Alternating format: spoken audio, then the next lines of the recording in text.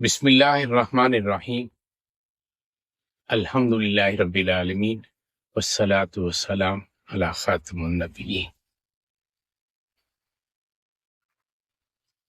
عالم موجودات میں نبی محتشم صلی اللہ علیہ وسلم کے خصائص الکبریٰ بیان کرنے جا رہا ہوں۔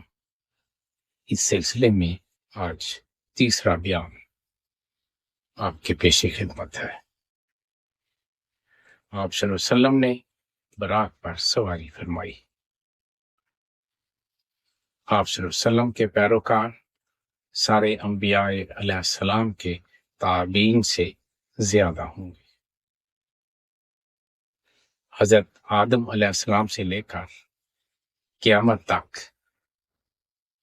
آپ صلی اللہ علیہ وسلم تمام لوگوں کے رسول بنا کر بھیجے گئے ہیں۔ آپ صلی اللہ علیہ وسلم کو جنات، حیوانات، جمادات، نباتات اور ملائکہ کی طرف بھی مبعوث کیا گیا ہے۔ آپ صلی اللہ علیہ وسلم رحمت للعالمین بنا کر بھیجے گئے ہیں۔ آپ صلی اللہ علیہ وسلم کفار کے لیے بھی رحمت ہے۔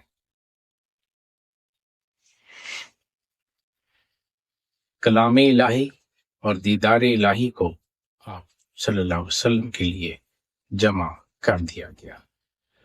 وحی کی تینوں اقسام یعنی سچے خواب، واسطے کے بغیر کلام، اور حضرت جبرائیل امین کے واسطے سے کلام، تمام وحی کی اقسام کو آپ صلی اللہ علیہ وسلم کے لیے جمع کر دیا گیا۔ آپ صلی اللہ علیہ وسلم کے لیے محبت اور خلت کو جمع کر دیا گیا۔ تعالیٰ نے آپ صلی اللہ علیہ وسلم کو آپ کی امت کے بارے میں کوئی ایسا امر نہیں دکھایا جس سے آپ صلی اللہ علیہ وسلم کو تکلیف ہو۔ آپ صلی اللہ علیہ وسلم کی خصوصیات میں سے ایک خصوصیت یہ بھی ہے کہ آپ ظاہر اور باطن کے مطابق فیصلہ کرتے تھے۔ آپ صلی اللہ علیہ وسلم کی عظمت اور بزرگی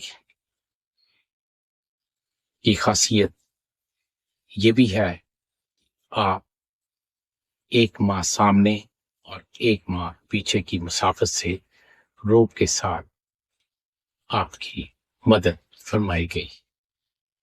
آپ صلی اللہ علیہ وسلم جوامع القلم اور خاتم القلم عطا کیے گئے۔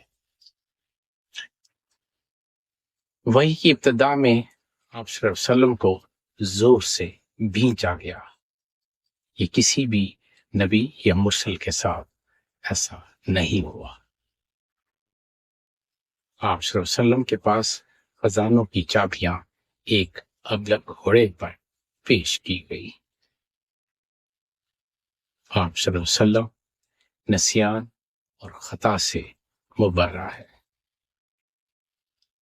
کسی نے آپ صلی اللہ علیہ وسلم کو برہنہ نہیں دیکھا۔ حیا کے تمام اجزاء آپ صلی اللہ علیہ وسلم پر مختتم ہیں۔ آپ صلی اللہ علیہ وسلم عقل کے اعتبار سے اکمل ترین اور ساری دنیا سے دانا ہے۔ وما توفیقی الا باللہ۔